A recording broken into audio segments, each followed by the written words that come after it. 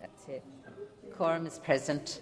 And it being 4:30 p.m, I propose the question that the House do now adjourn, and I give the call to the member for Wentworth.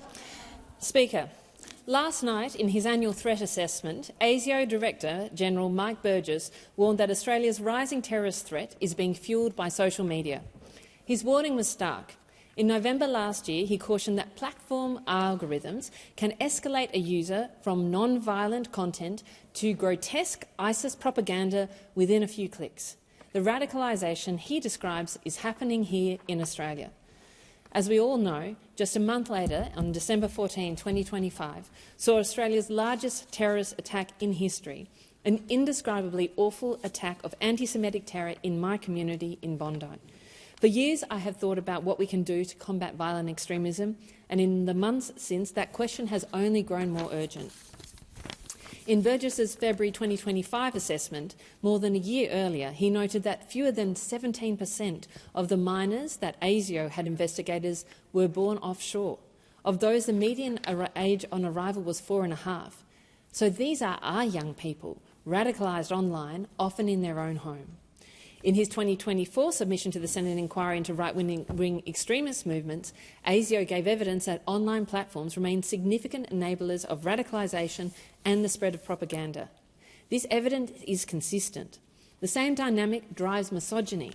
In 2024, Burgess explained that just 10 minutes spent looking at incel material prompts the algorithm to recommend increasingly violent misogynistic propaganda, including posts glorifying incel terrorists. We know all too well that incels have committed terrorist acts overseas. Anyone with a social media account understands the pattern. Algorithms drive division, isolate users and spread hateful content. They are not transparent. They shape our way of thinking without our knowledge, normalising extremism and hate. The government has acted to protect young people through the social media ban for under 16s, and I welcome it. But the ban is still not perfect and is not fully implemented, and still the algorithms reach everyone of all ages and stages. A poll by Teachers Consent found that 63% of respondents knew someone radicalised by the algorithms.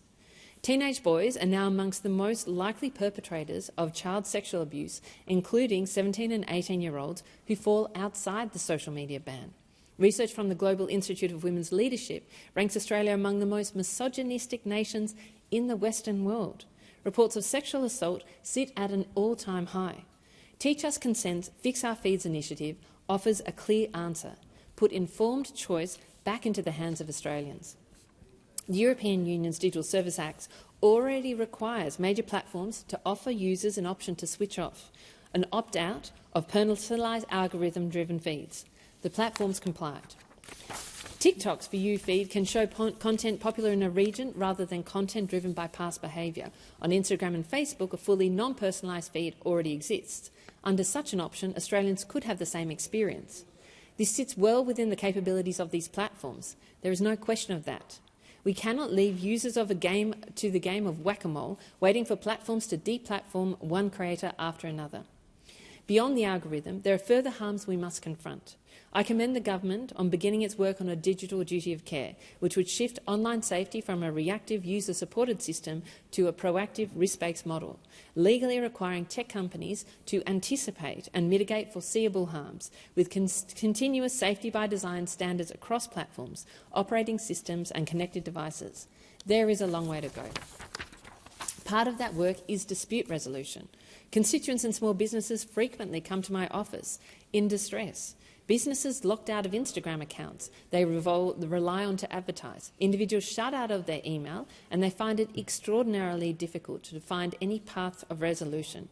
We have heard that from small businesses plagued by fake Google reviews and even by fake accounts impersonating local owners to leave disparaging reviews on neighbourhood businesses. These are serious issues, and they strike at some of the largest disruptors into our social cohesion. It is crucial that this parliament deals with them dynamically, attentive to the detail and to the changing technology landscape. Algorithms matter. Children deserve protection from the harms of social media, but so does everybody else. So it is time for us to be brave. It is time for us to fix our feeds. It is time for Australians to be able to permanently turn off their algorithms and choose when those are turned back on so that they have control over their social media. That's what I want for my kids as they grow up, and that's what I want for my community, and that's what they want as well. And our businesses want a way to resolve issues with social media companies in an appropriate dispute resolution form. Member for Canberra has the call. Speaker. This week, the Parliamentary Friends of the People of